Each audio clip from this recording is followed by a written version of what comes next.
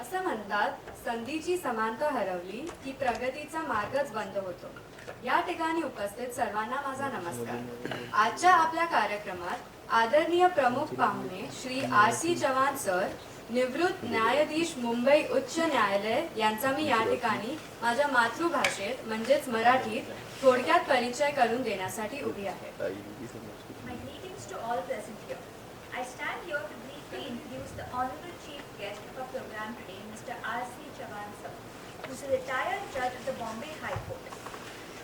Marathi is his preferred language, so that's what we'll be speaking today. I'm going to be talking in English to ensure smooth understanding. Chavan सरांचे पदवी शिक्षण विज्ञान शाळेतून झाल्यानंतर त्यांनी पुढील शिक्षणासाठी कायदे विषयक शिक्षणाची निवड केली. नागपूर विद्यापीठातून उत्तम प्रवीण्याने शिक्षण घेतल्यानंतर त्याच विद्यापीठात त्यांनी अध्यापनाची सेवाही दिली. 1976 मध्ये न्यायिक सेवेत सरांनी प्रथम श्रेणी दिवाणी न्यायाधीश आणि न्यायिक दंडाधिकारी म्हणून काम पाहिल्यानंतर 1985 मध्ये वरिष्ठ स्तरावर सरांचे दिवाणी न्यायाधीश म्हणून तसंच अतिरिक्त जिल्हा व सत्र न्यायाधीश म्हणून प्रमोशन झाले.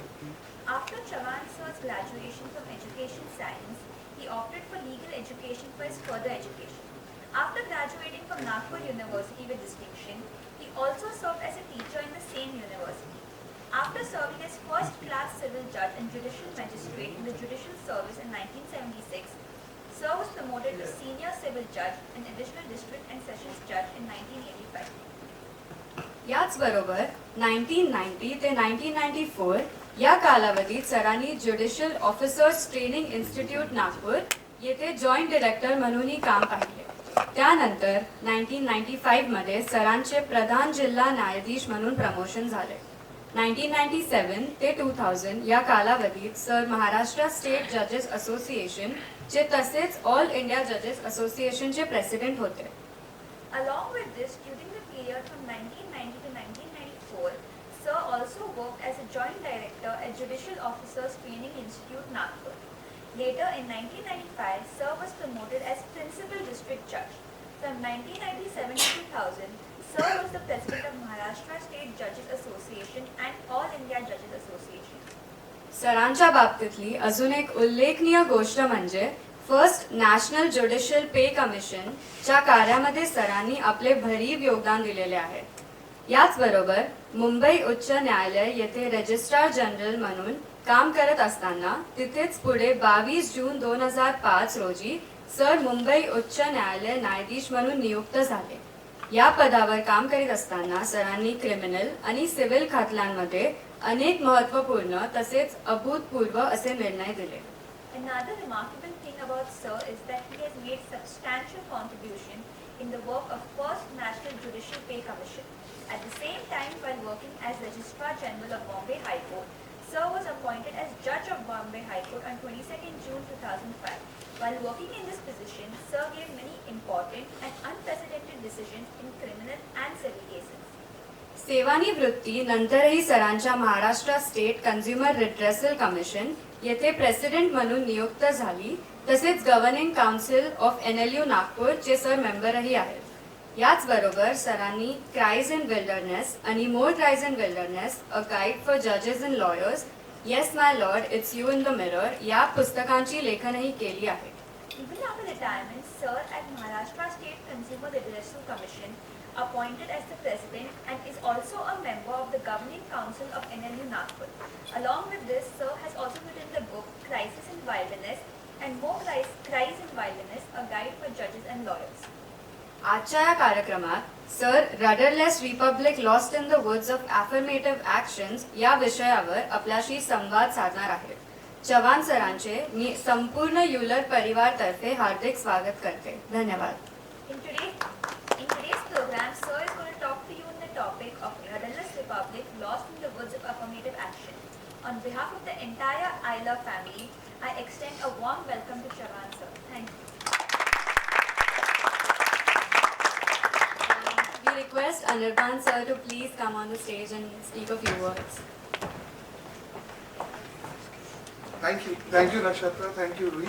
It is a great honor for me on behalf of ILR to welcome such an I don't regard him as a judge. I regard him judge jurist of this country for his contribution not only in the judicial writing, but also post that he continues to write in a very critical manner about his own fraternity judiciary, and bringing the true picture before them also, a mirror reflecting how judiciary is to work for their own learning. So that is great.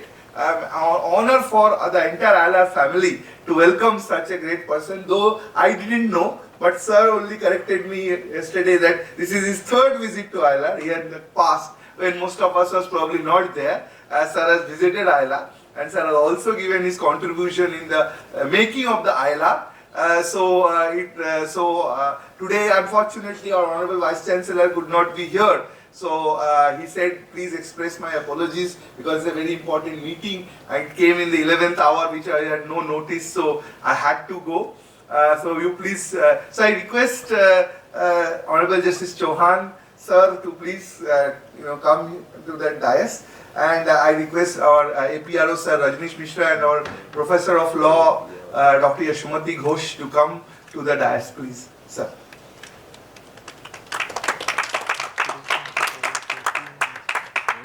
Sir, on behalf of the Honorable Vice Chancellor, a small token of appreciation from our side. Dr. Ghosh, can you please garland? So this is our sir, local Goan garlanding, which is different.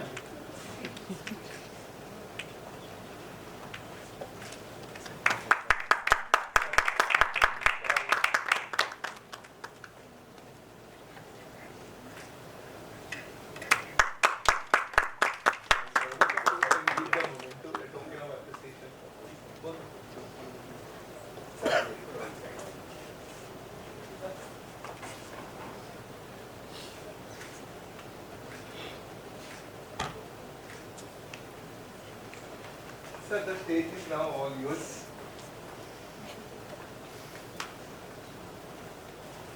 So the topic is rudderless democracy, but we are in a very rudder ship of knowledge.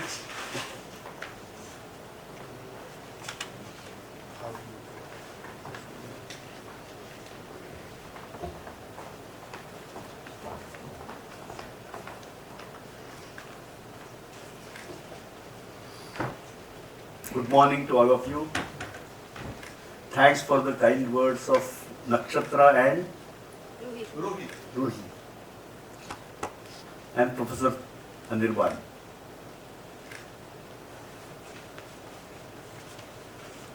Today I am going to speak on Rudderless Republic lost in the woods of affirmative action. I am sure you know what affirmative action is. And you also know what a rudderless republic or a ship means. You have been studying constitutional law. Study of constitutional law is not just study of words, dry words of law. It is study of the society, its expectations and frustrations. Constitutional law deals more about policy rather than actual execution of government policies.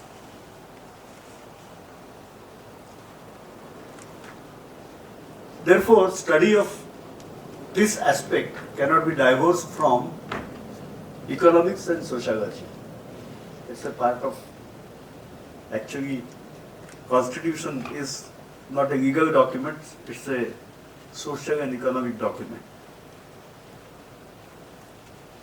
150 years of British Raj, preceded by centuries of feudal structure in India, had resulted in our inheriting a fractured society, divided by race, religion, region, caste and language.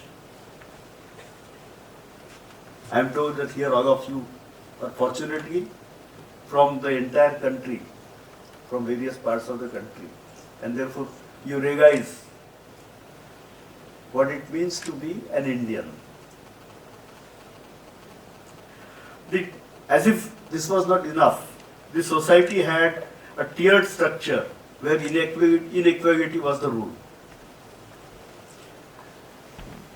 Tiered structure of any society is inevitable in order to motivate people to move up.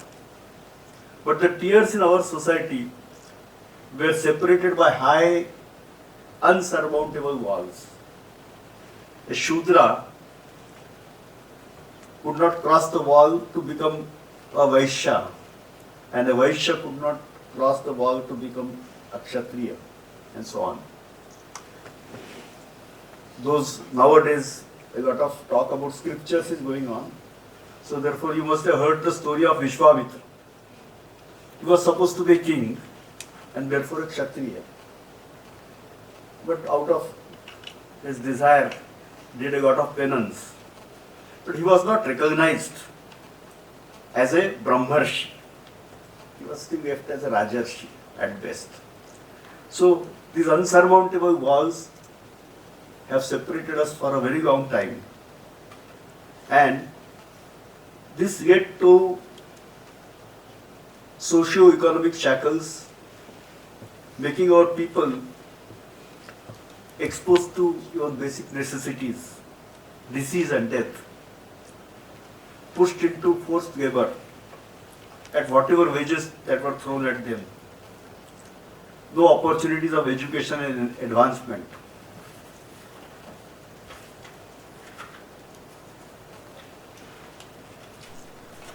Don't be afraid of this sheet of papers that I have. I may not read the whole thing. Like our presidents and governors, I also say that take it as read and give the copy with professor. So after all this, when we gained independence on 15th of August 1947, our founding fathers dreamt of an egalitarian society. Dream which Ravindra Tagore had seen, had expressed, in where the mind is without fear and head is held high, where knowledge is free, where the world has not been broken up into fragments by narrow domestic walls. Anybody knows the poem completely? Somebody said yes? Great. You know it in Bangla? It was a school prayer. Okay. But those who are interested, hear that in Bangla also. That's more effective. Because that is the language poets spoke, He prayed, into that heaven of freedom, my father, get my country awake. His vision was reverberated in Nehru's speech, Tryst of Destiny, on the 15th August 1947. He said, the future beckons us. Whither do we go and what shall be our endeavor? To bring freedom and opportunity to the common man, to the peasants and workers of India. To fight and end poverty and ignorance and disease. To build up a prosperous, democratic and progressive nation. And to create social, economic and political institutions which will ensure justice and fullness of life to every man and woman. We cannot encourage communalism or narrow-mindedness, for no nation can be great whose people are narrow in thought and action. What about us now? What about equality of men and women? Have we achieved it? Anywhere near it? The Constitution too recognized the need for eradication of inequality. Dr. Babasaheb Ambedkar, who had led the depressed class movement during the struggle for independence, was an astute politician with a foresight. Babasaheb was not on the same terms as Mahatma Gandhi in freedom struggle, because he felt that replacing one set of rulers by another set of rulers is not going to change the things at the ground. Therefore, he had that difference, that mere independence, that is British masters going away and our own brown masters coming up, that we will not have. He saw to it that the scheduled castes and tribes received a special treatment and ensured that these measures were not left to the mercy of state by ensuring through Article 16.4, placed in Part 3, that the state could not be prevented from making special provisions for reservations of posts for backward classes not adequately represented, etc. Representations in government and legislatures for those for whose upliftment laws are made or the government runs is still necessary, because if this is not done, the legislatures and executives will hijack the benefits which are meant for common man and will divert it elsewhere. If you are keeping a watch on current affairs, you know that every good government scheme is hijacked for the benefit of others. It's not that the government does not have good schemes. Mahatma Gandhi National Rural Employment Mission, there are more frauds than employment generated through that scheme. Rajiv Gandhi Jeevan Dayi Yojana. So there are more frauds from hospitals and insurance companies than patients actually getting treatment. Therefore, it is necessary to have representation of people for whose benefit these schemes are there in the government. Of course, it's another thing that those who are supposed to represent and oversee correct implementation of all these programs, either as bureaucrats who have come in the system because of reservations, they also overlook this. They forget why they are there and start looking the other way when any fraud is brought to their notice. Article 15.4 said, these were 15.4 and 15.5 were inserted by amendments later on. Please see this. This is for advancement of socially and economically, educationally backward citizens.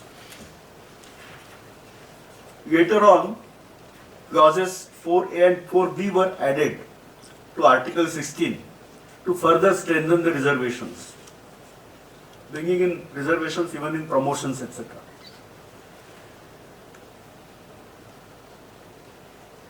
It also mentioned one thing, that nothing in this article shall affect the operation of any law which provides that incumbent of an office in connection with affairs of any religious or denominational institution or any member of governing body thereof shall be a person professing a particular religion or belonging to a particular denomination. Any Goans here? Yeah. So Mahajani system, Mahajans, okay. The temples are run by Mahajans. And that is not going to be disturbed. But I suppose that's good, no? Temples are clean as compared to temples elsewhere. Thus, ultimately what we built up is reservations as a form of affirmative action. These reservations not only took firm roots, but also grew in course of time.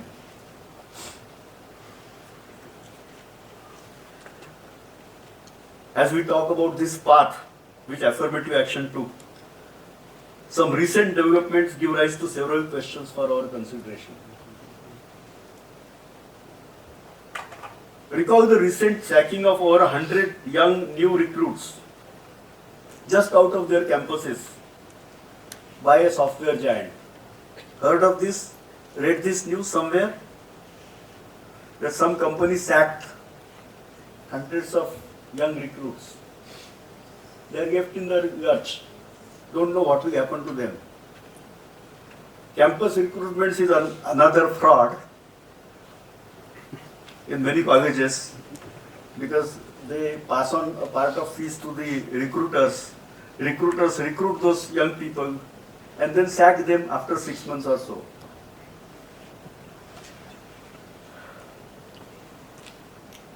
State does not have anything to say about this. State doesn't care.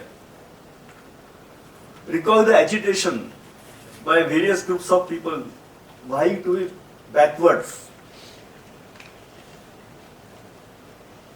There is no competition for coming first in the class or topping the thing. There is a competition for going down. How I am more backward than you. That is the competition today. And the recent deportation of illegal immigrants from US. How many planes have landed so far?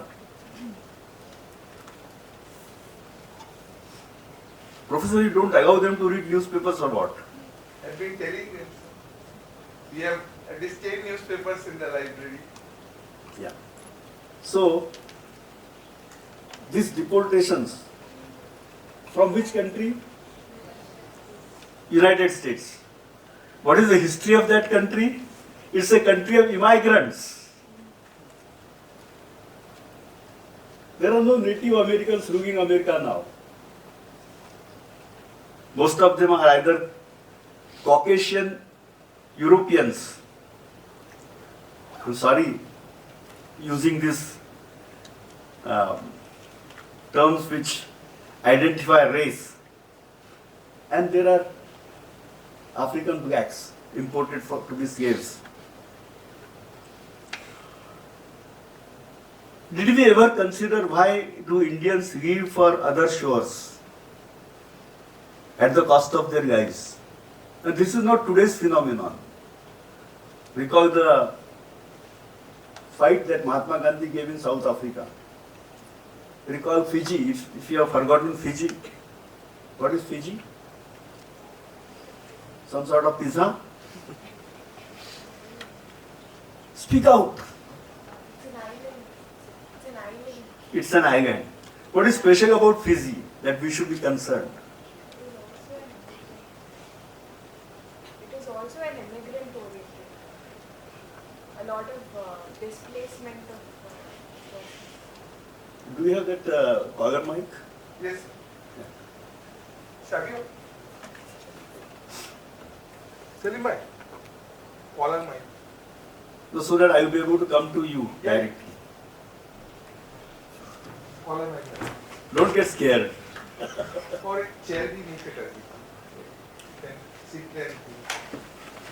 Yeah, if I feel like sitting, I will just. But I suppose without the collar mic also I'm audible, no? Yes, sir. Otherwise, Eh? unless you have to put the voice. Yeah.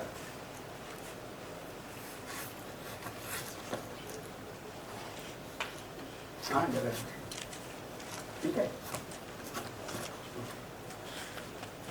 अंदर pool chair also. So this doesn't look good, no? No, it's okay.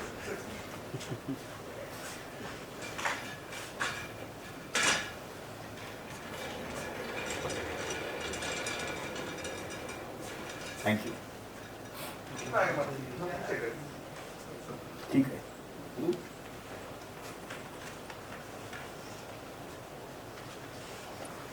In fact, there is a rule in China that all speakers must speak while standing and on one foot, so that they don't tire the audience. But professor has permitted me to sit, so be prepared to be tired. So have our affirmative action programs failed that people are migrating from India? It's not just brain drain as it used to be called in earlier days. These people who have gone to America and have been shunted off are not that top brain which has gone there. But they did go at the risk of their lives, spending a lot of money. And in Maharashtra, how many from Maharashtra here? Okay. So there is an agitation going on. One Manohar Jarange or something like that is going on fast again and again, like whom?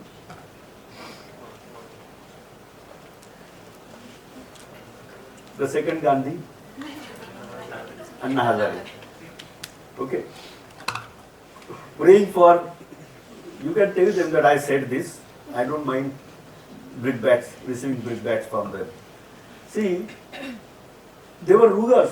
Marathas were rulers of Maharashtra. And they want to be classified as backwards. Why this is happening? So our affirmative programs have possibly failed. Affirmative action has failed. Why did this fail? What were our targets? When we began this program, affirmative action, what were our targets? Were any targets set? Or there were no targets? Or there were shifting goalposts? What was it? Did we aim at Brahminization of all backward classes? And when we achieved that Brahminization, now it is okay. What did we aim at? So, since we did not aim at anything particular, but just wanted a slogan, affirmative action, because it is done in America, we will also do it. There the problems were different. There the problems related to black Americans. Here the problems were different. But we said, go for affirmative action. Then another question which is frequently asked, and we should be asking it, for how many years should the citizens give to the state and rulers? Is how many years we should give to the state and the rulers to achieve this affirmative action? Now it is 75 years and we are still nowhere equality in the society. How long this is going to continue? Now, for that spinning wheel. But that was because that was the easiest way, first, to mobilize people. And secondly, that was the easiest way of ensuring that everybody works, every hand works, produces something. Now every hand is working, holding some sort of scarf or a flag in hand, shouting slogans. What is the product? What do they produce? Zero. So therefore, productive work for every hand can be given even now, only if we have the will. But we don't have that will. If suppose every cotton grower starts spinning at his house, weaving cloth in the village, and now with internet you can market it, you can have stitching done in the village, entire village economy can run round it. Then what will happen to the denim mills, the textile industry, textile mills, which was the most visible organized working class in India, was killed. Why for? What for? Because now millions of meters of cloth is woven by a few persons. Again, going back to Manchester. We don't realize that we have about 140 crore people here who need to be given work. We are starting eliminating work. These two farmers also tell me, are harvesters used in your farm? Tractors are used in your farm.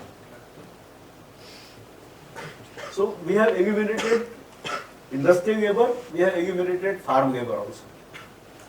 What are these people going to do? Nothing. It's not my responsibility. It's for everyone to find work for himself. And therefore we organized this big jamboree. 63 crores, lot of economic activity took place. But this did not produce anything. That is the trouble. You have got your friends, young unemployed friends. What are they doing? Stock markets. Every day, hooked on that stock market, trying to work out sale and purchase and all that, trying to make a profit out of a falling stock market. With news coming that this today, the Indian investor lost 140 lakh crores. Lakh crores. I don't know how many zeros they come. So therefore, so long as we don't give a thought to engaging every Indian in productive activity, which will create wealth, India will not become a $1 trillion economy. Those dreams will be useless. Because, and this is again not what I say, there is an economic advisor to the government of India. I'll just check his name and tell you. Anybody knows the name of economic advisor to the government of India?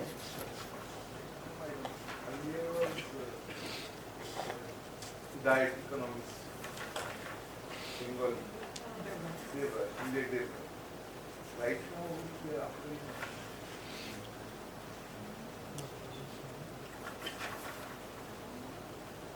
Yes. V. Ananta Nageshwaran. He is the current economic advisor to government of India. It's not coming out of my brain. This is official government. He recently cautioned the government against financialization of economy, that is dominance of financial markets to making of public policy.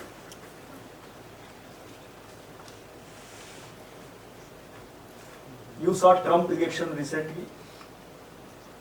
We should not be interfering in the elections, domestic affairs of other countries.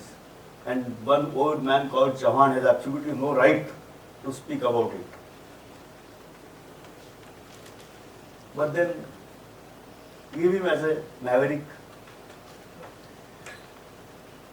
What is the dominance or what is the role of Elon Musk in the election of Trump? And what is Musk doing in government now, US government? So the government works for business. Government policies are influenced by business. For their interest, the policies are tweaked.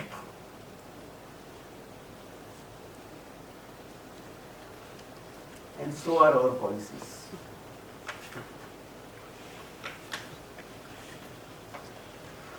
Again, not me. Justice Gavai recently said in one of the judgments, we have to find out where did he say this. He lamented about growing disparity in incomes. There is a directive principle which says economic equality. Yeah. He said there is a growing disparity in incomes. Few researchers by the name Nitin Kumar, Bharti, Lucas, Thomas, Hon'ble, etc., they said that our estimates suggest that inequality levels declined post-independence in early 1980, after which both top income and wealth shares began rising and have skyrocketed since 2000. Trends of top income and wealth shares closely track each other over the entire period of our study, including the most recent trends. By 22-23, I suppose time to quit because people are staging a walkout now. It's okay. See, I won't mind even talking to empty benches because I know that somewhere that voice will be there. May not be heard by a person present because somebody may be sitting here but not present here. It's a question of your future. Therefore, again and again I am emphasizing that please give a thought to this. By 22-23, top 1% income and wealth shares are at their highest historical levels at 22.6% and 40.1% respectively. And the authors, the researchers say that one reason to be concerned with such high levels of inequality is that extreme concentration of income and wealth is likely to facilitate disproportionate influence on society and government. Media is controlled, public opinion is controlled, social media is controlled. You are hammered every day from morning to evening that how XYZ is good and ABC is bad. And then you make your mind, no? Voters make their mind. So, is there any democracy? Will it remain? No. Therefore, we should be concerned about disproportionate incomes. So, hijacking of our democracy will soon occur if this trend grows. We don't have to go by Marxist way. We don't have to have a dictatorship of proletariat as Marx predicted. Because that was also dictatorship. There, the dissenting voice was not permitted. There is a joke. A Russian girl married an American in the days of Cold War, and he took her to US. The moment they ended in US, she said that John Kennedy is the most foolish person in the world. He said, what are you talking? You are here in the US because of his policies and all that. She said, I'm just enjoying my moment of freedom. So we will all lose our moments of freedom if these things continue for a long time. I'm not touching tribals, but you can find something, Professor will share it with you. Already forwarded? Yes, sir. That is very bad. Because then people lose interest in the talk, no? They say that we read it at leisure. I give a lot of talks at the National Judicial Academy.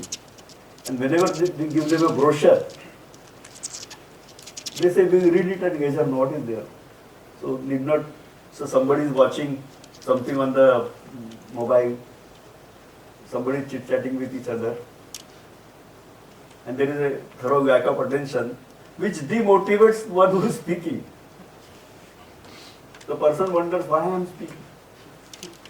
Anyway, I am thankful to all of you that at least so far nobody has done the Krishna act of showing the universe to his mother Yashoda. Remember that, no? Vishwarup Darshan. So far nobody has done that. Not given me that Vishwarup Darshan. So, exodus to cities and all these things, all these problems which we speak of, pollution, this, that, all could be cured if we just look at the directive principles of state policy. And the talk about high prices or all these things are all useless because this will not happen. United States is pumping a huge amount as subsidies to its farmers, etc. Because farming is most important there. What are we doing? We are also spending money, but at wrong places. For example, you heard of DBT schemes, direct beneficiary transfer schemes. Imagine what must be the amount spent in DBT schemes every year. Just rough estimate. Imagine any figure. Lakh crores as you previously mentioned. Lakh crores, yes.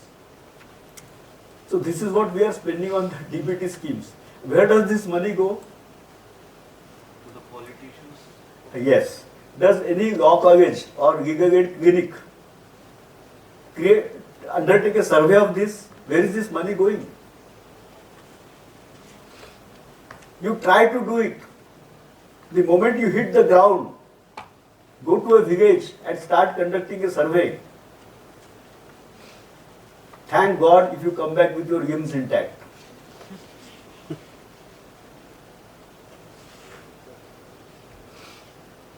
बुरा मत देखो.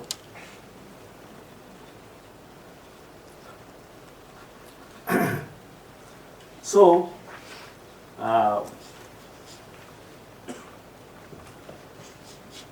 what we can do?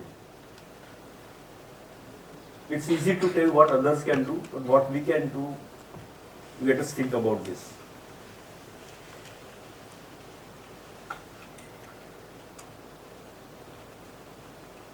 Let us look at the judgments of various courts or matters which are going on in various courts and ensure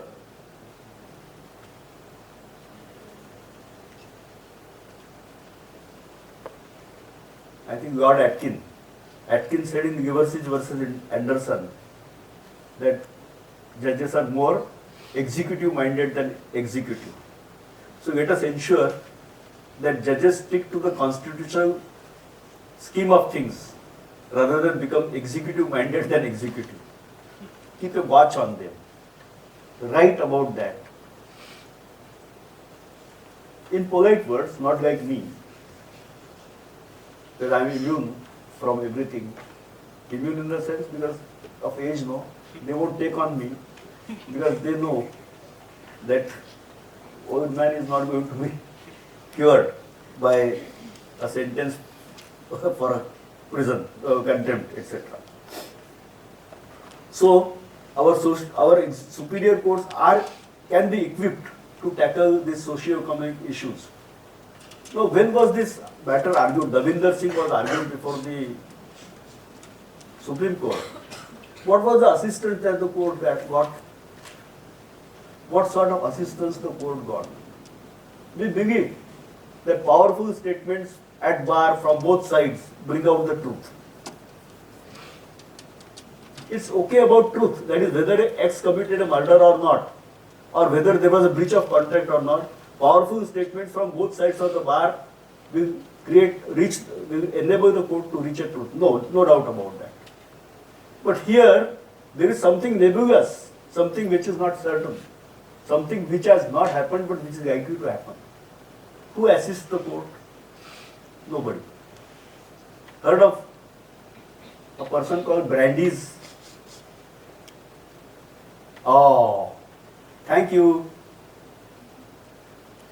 Yeah. So, had the Vishwarup Darshan.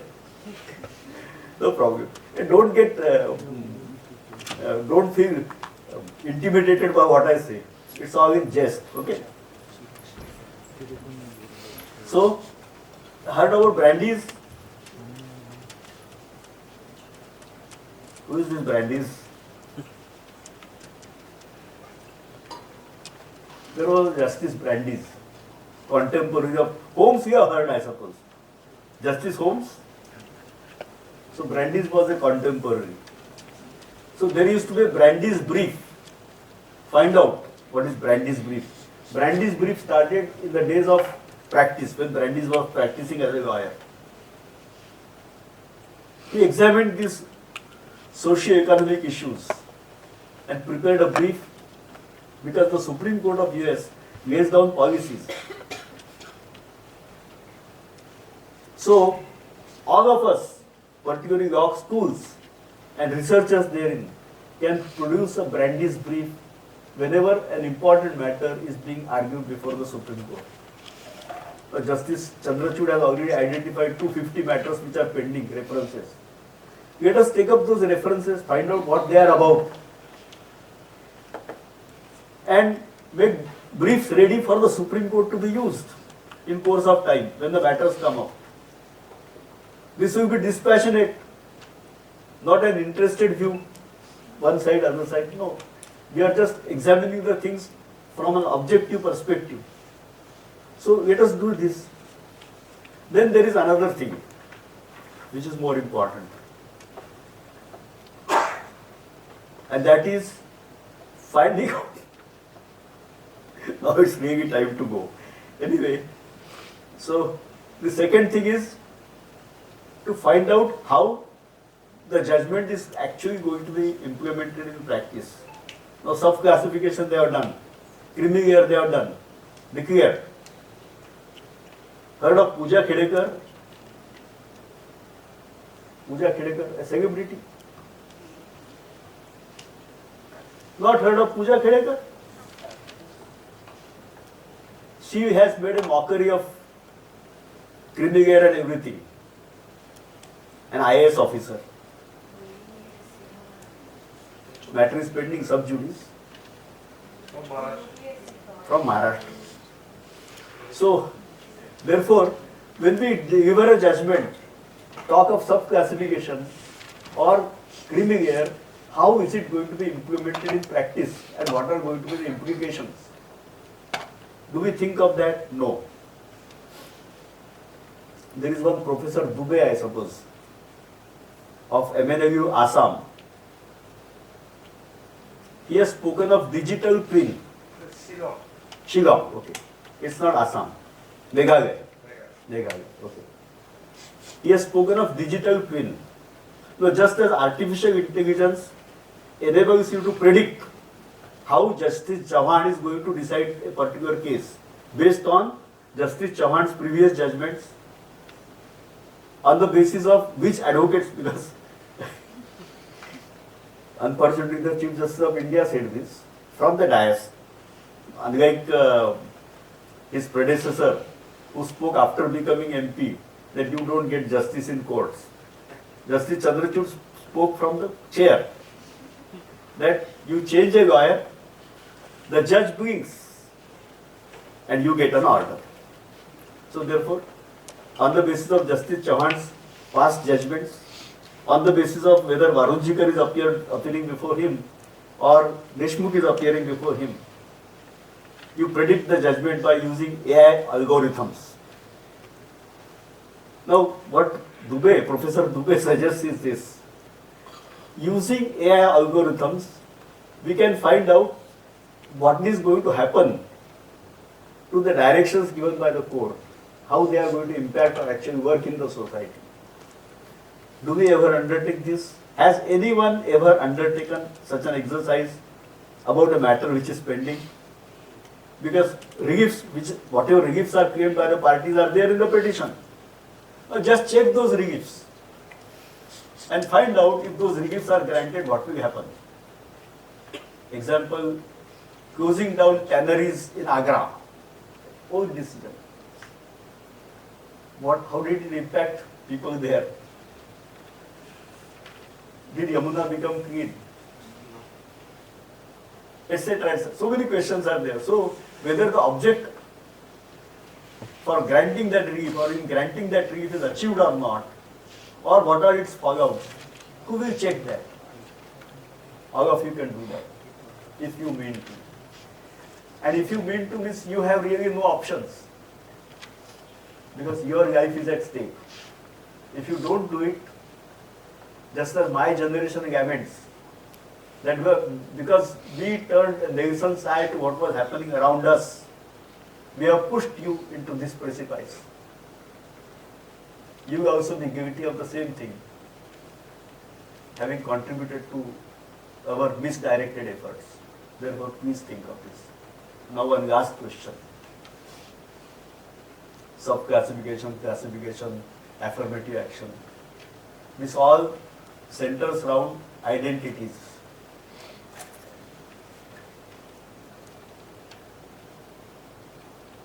What are your identities? Who would volunteer to stand up and face the grill? Anyone?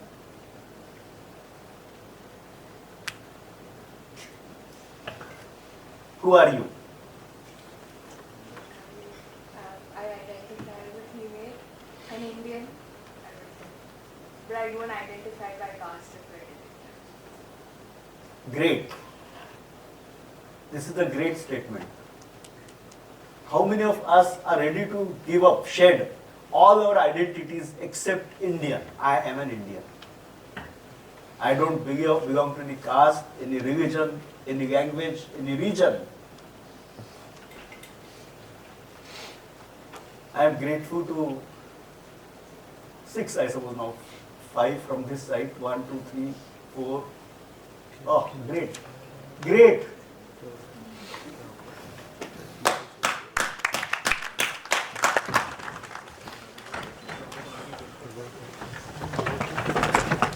I salute all of you. Let us shed all identities except being Indians, and then we'll achieve what Tagore said: demolishing those narrow domestic walls which divide us. Thank you.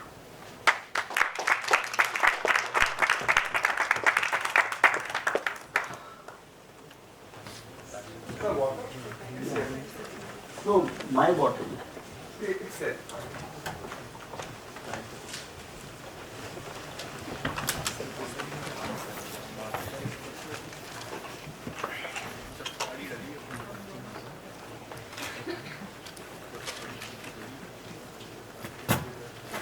When I joined MLU Nagpur, 2017 March, I met Justice Chavan first time. But that point of time when I joined Nagpur, there was also a very important thing that was happening, and being a movie gig, the entire nation was awaiting Bahubali 2, right? And there is a significance.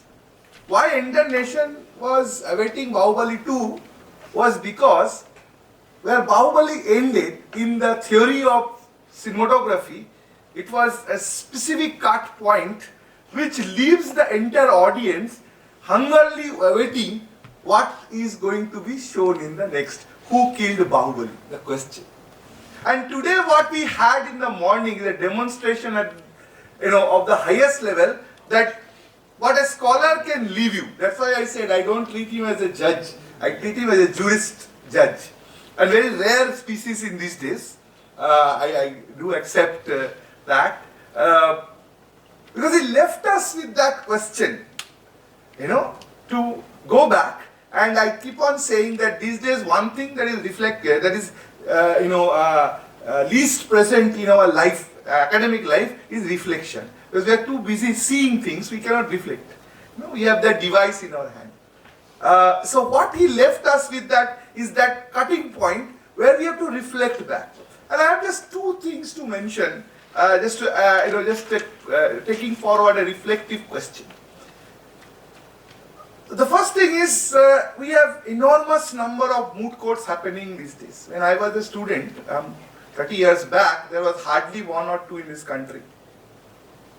But today there are enormous moot courts happening where all type of problems all over the world is happening. And yesterday, Justice, one of the leading judges of Supreme Court in giving, in deliberating the valedictory address in a, international moot court organized by National Law,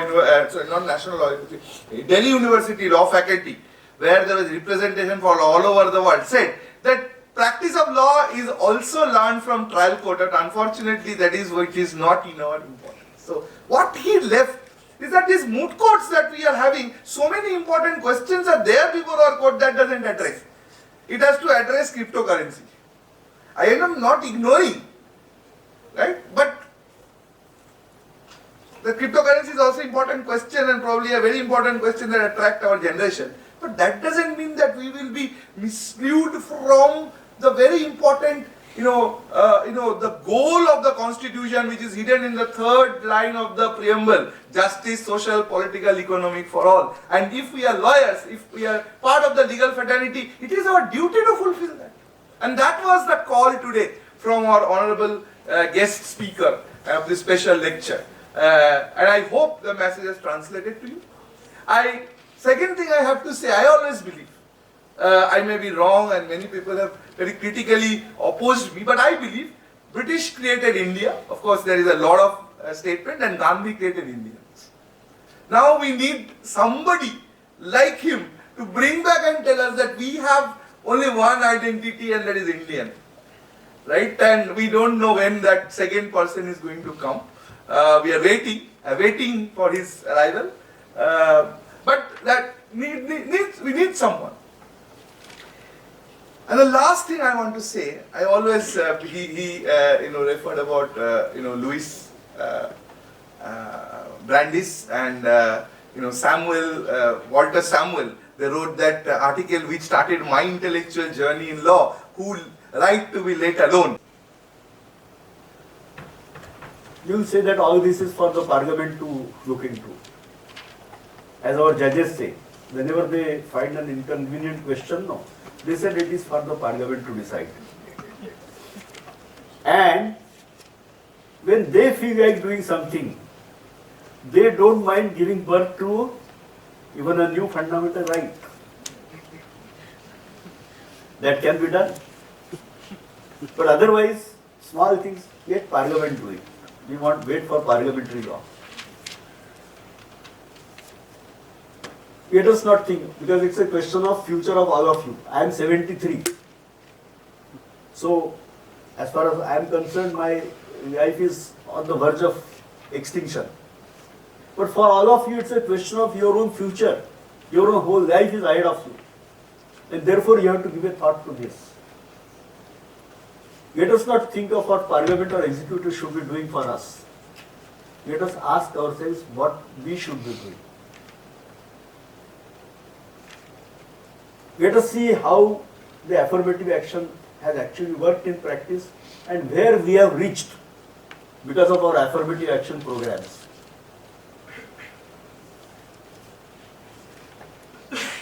I don't know whether the university appreciates criticizing judgments of the Supreme Court. But I suppose that it is for the universities, it is for academicians to tell the Supreme Court or courts where they go wrong. Otherwise, who will tell them? Therefore, it is for us to decide what is wrong and how that can be corrected. Now see where we have reached. Heard of the judgment in state of Punjab versus Davinder Singh? Any curious soul here having read that judgment? Yes, please. Subclassification of castes. Subclassification. So we were not satisfied at fracturing the society, scheduled castes, scheduled tribes, OBCs. No. Now divide these scheduled castes in subclassify them. Scheduled tribes, there is already a list of scheduled tribes. Subdivide them. So, exactly opposite of what Ravindra Tagore dreamt of.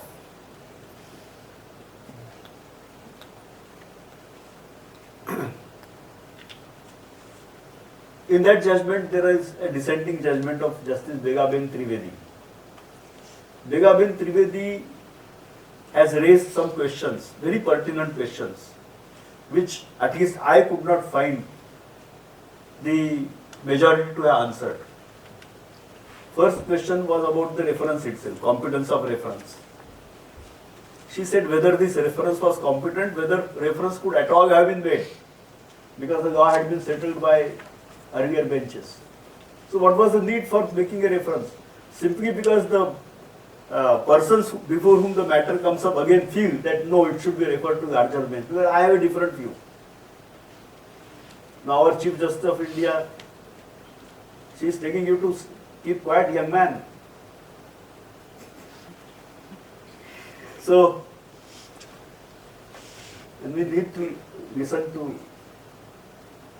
ladies also, no? We talked about equality just now.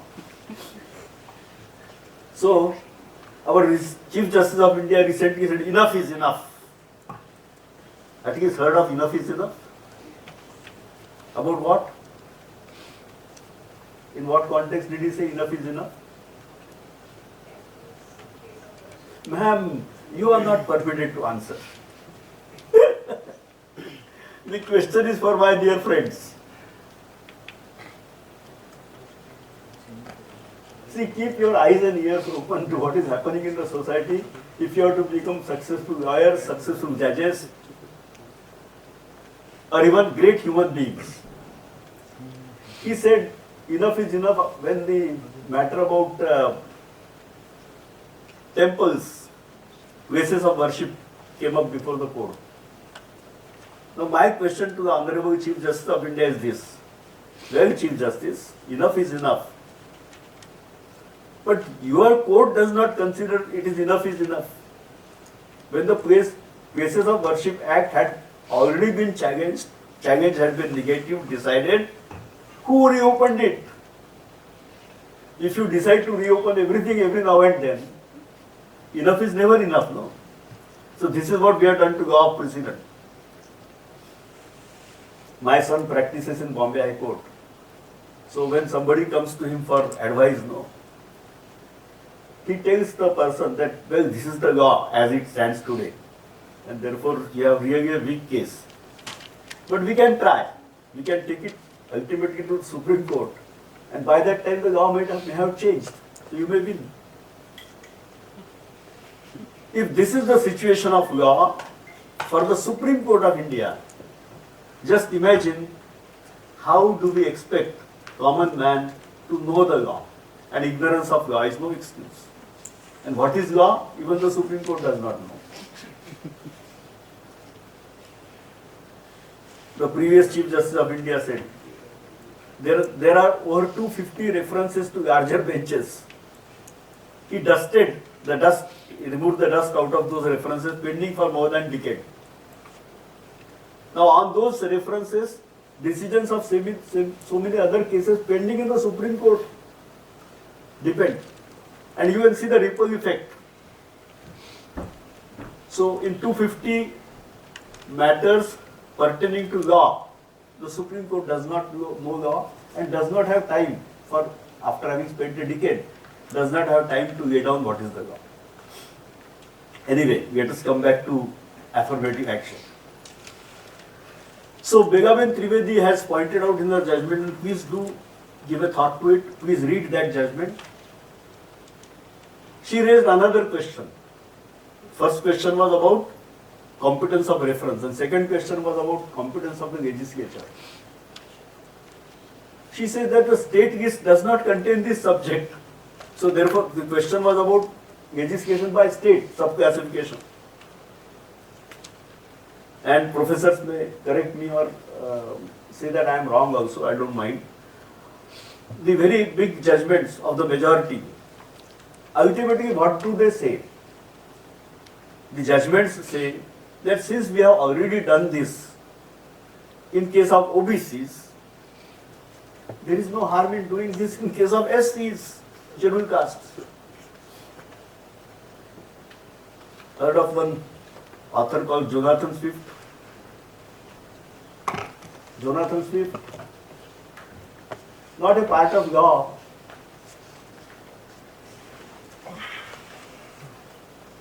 Yes, somebody, yes please. Gulliver's Travels. So why you are so shy? And even if you are wrong, don't worry. Okay? Gulliver's Travels. Jonathan Swift is the famous author of Gulliver's Travels. He said that exact quotation you can find out. Whenever lawyers have to decide or judges have to decide something, do something against the common reason of mankind, they resort to precedent. So this has already been done. And therefore they take care to record every decision which is against the common reason of mankind. This is what he wrote in 18th century, that is 1700 or something. And this is true today also. So the logic of majority judgment is, since this has been done, already done in case of OBCs, we can do it here also. This is my understanding, may be wrong. I have no problem about evolution of law, because society is evolving, precedents may have to change. But question is how frequently? Do people need to know law or not? Or they can always be kept speculating as to what is the law. When you transact, enter into some business, you should know what is the law relating to that business. But this is the unfortunate truth. Justice Gawai would be the next Chief Justice of India, touched a raw nerve by stamping out continued benefits of reservation to children of those who have already reaped the benefit or belong to the creamy layer. So what is that creamy layer? It's easy to find out cream from milk, by the process of churning. But how do we find cleaning air in the society now? Again, my question is Brahminization of these persons the test of having achieved cleaning air? And what is the Brahminization? They come in government service, they become officers. Now, because you have become an officer, you are Brahminized.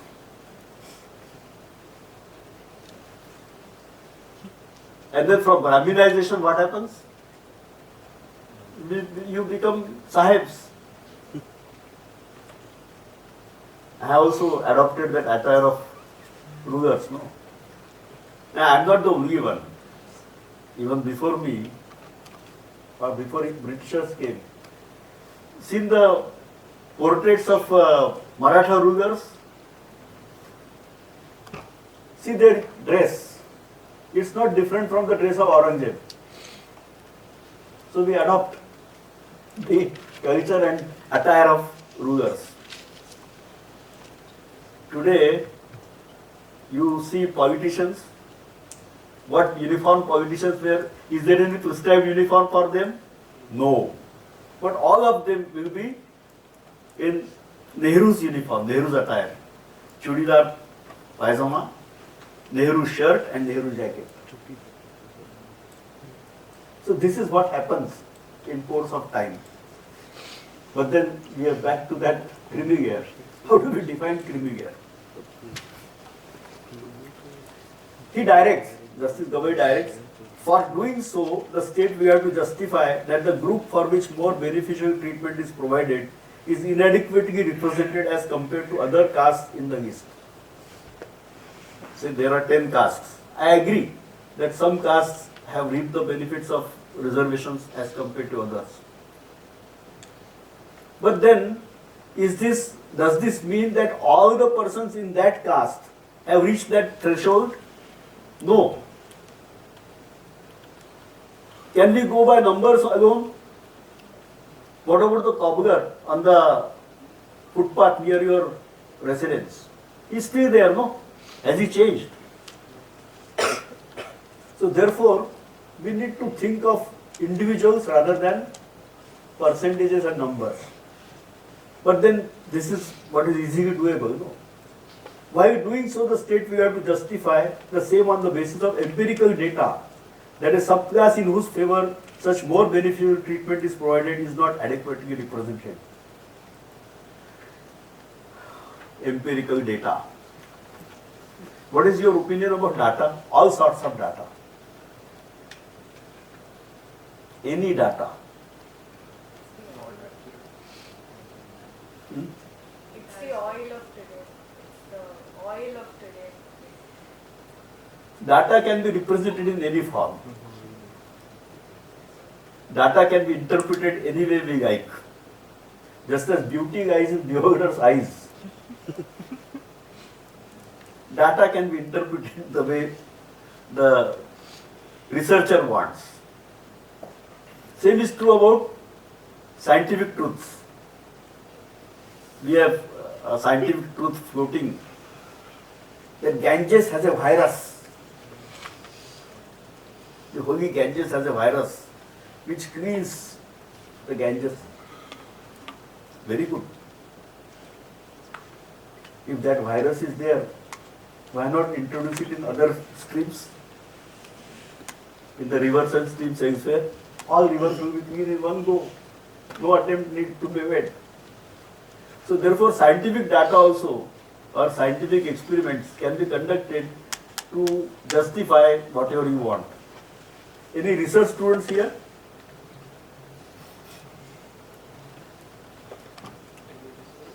Anybody desires of doing research in future? Great. So you have an hypothesis. Okay. And then you try to find out evidence in support of that hypothesis. Same thing which happens in the courts. There is a charge framed and then we try to find out which are the supporting things. We don't look at everything. We look at only things which are convenient for us. There is a good video on YouTube if you can It's called monkey business or something like that. Monkey equation, Goriga monkey. Okay. I suggest to professors that, and you can also, you are all intelligent people, you can search monkey business and see that video. That shows that you look at only those things which you are asked to look at. Can this be called empirical? This is fooling ourselves. There is a conquering judgment, but which is very important in my view in this case. The idea of Justice Pankaj Mithal. Pankaj Mithal wrote all that, stating that I may be called anti-Dalit, but still I want to record this. He conquered with the majority, no doubt, but he said this is the truth. He quoted Palkhiwala from We the Nation, the last decades. The basic structure of constitution envisages a cohesive, unified casteless society. By breathing new life in casteism, the judgment fractures the nation and disregards the basic structure of the constitution. This is all long before this sub-classification came. Now fractured, splintered now. It was first fractured, now the society is splintered. You can collect the pieces and try to put them together if you can. But you have to, because you have no option. You have got your whole lives to live. The decision would revitalize casteism, cleave the nation into two, forward and backward, and open new vistas for internecine conflicts and vociferous forces, and make the backwardness a vested interest. Make backwardness a vested interest. Palkhiwala said this long ago. Now backwardness is a vested interest today. Is this what we aimed for? Is this what we want? Please give a thought to this. Palkhiwala also quoted Jawaharlal Nehru. Please find out that quote also for yourself. Nehru said, the only real way to help backward group is to give opportunities of good education. Everything else is a provision of some kind of crutches which do not add to the strength or the health of the body. So what we are giving today is crutches, not making them stand on their feet. But we can ignore all this, no? What is there? Supreme Court can ignore. Unmindful of the fact that a similar spark in neighboring Bangladesh led to overthrowing an elected government there. Public memory short and so is ours. When did this begin? In Bangladesh, Hasina's government was thrown out. What was the cause? The first spark was again about reservations there. So,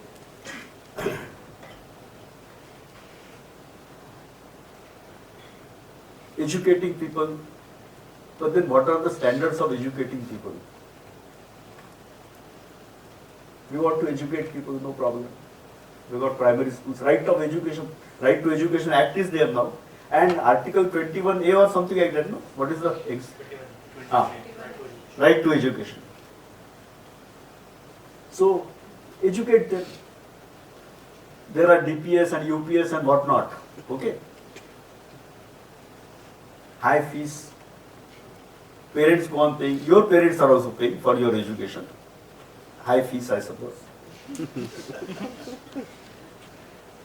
Where does this lead to? Where do you go from here? We blame Macaulay every now and then. We say that Macaulay brought a bad system of education. What are we doing today? Following the same system. Macaulay is good for slogans, but not good for being overthrown. Now, again, the old man whom we have all forgotten, decided to discard. Who is that old man? Mahatma Gandhi. So Mahatma Gandhi, there is no clock here, I suppose. So when the time is up, please tell me.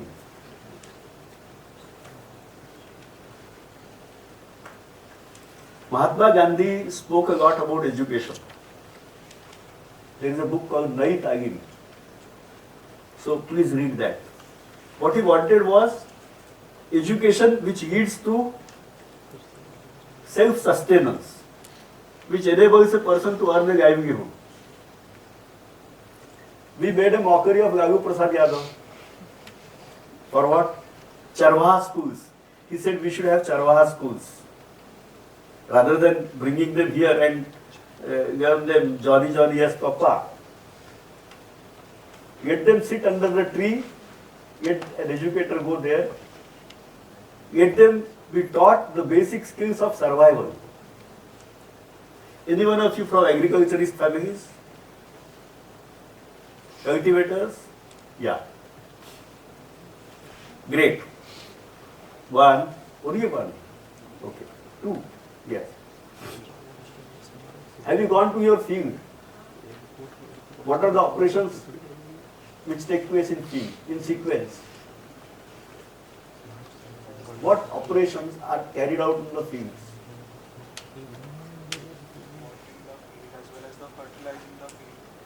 In sequence. Loudly. Everyone, yet everyone know because they are not cultivators. Even if you tell them anything, they will gulp it. I don't know exactly, but I know that much. First we have to water the field and use fertilizer. Yes, young man, you are also cultivator. We start with slash and burn first. So slash and burn the land. Then after that, leaving that 15-20 days, then we sow the seeds. Then harvesting of it, then the fertilizers, and it goes that way. So everything, every activity, every part of this activity is skillful activity. It requires skill. Sowing seeds also requires skill. Okay? So therefore, do we teach this? No. And then say that cultivators' children are of no use now. We don't get any good farm labor. Because we have taught them ABCD, no? We have not taught them what they should be doing for earning a living. They are good for nothing now. Because they look at jobs in offices rather than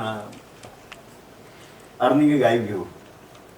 Now, the directive principles of state policy contain some very important tools. I again say tools because they can be used by all of us if we decide to. It's up to you. First is right to education, we have just now said. Right to health care, right to work, right to a living wage, and an equitable economic order. Now, right to work and right to living wage. Can any government, any ruler, any political party say that it's impossible? If it's impossible, they have to be thrown out. If we can bathe 65 crores of our 140 crores in Ganges in 43 days, that is the claim of Uttar Pradesh government. 63 crores have already taken a dip in the holy Ganges out of 140 crores of Indians. Is it impossible for the government to create work for everyone and pay a living wage? And even if somebody says it's impossible, he has to be thrown out. You have to make it possible because you are the ruler. We have elected you to achieve this directive principle of state policy. You should be doing that. Now, state could never have and cannot claim that it has no means. The earliest case on this point is Municipal Council Ratgam versus Virdichand and others. This is a vintage judgment. AR 1980 Supreme Court, page 1622. That was when the Supreme Court first invoked or said that directive principles do matter. It referred to Article 38 of the Constitution. And it said that financial inability cannot be an excuse. So therefore today also financial inability cannot be an excuse. We say that we are a billion dollar or trillion dollar economy. I don't understand zeros because I believe in 1, 2, 3, 4 rather than 0. So today if you are so affluent, possibly next to US itself, why can't we do all this? Why can't we do this? Then again, directive principles were invoked in Olga Tegis versus Bombay Municipal Corporation, AR 1986, Supreme Court, page 180. Please don't forget the judgments of that era. These people had a vision. The Gang of Four was particularly great in contributing to evolution of the ethos of this society. This judgment says Article 39A of the Constitution, which is directive principle of state policy, provides that state shall in particular direct its policies towards securing that the citizens, men and women equally, have the right to an adequate means of livelihood. So living wage and work, adequate means of livelihood, how do that come? You give me chance to work, give me chance to earn. That's good enough. I will earn on my own bread. So this judgment also refers to Article 37, 39A and 41. It's not that courts have not referred to these articles or not used them. So therefore courts have always considered that state is obliged to implement directive principles. Forget whether the state is obliged or not. At least the state can't have any policies opposed to directive principles. Legislature cannot legislate negating a directive principle. Let us at least ensure that much. If we do that much, I suppose lot will be achieved.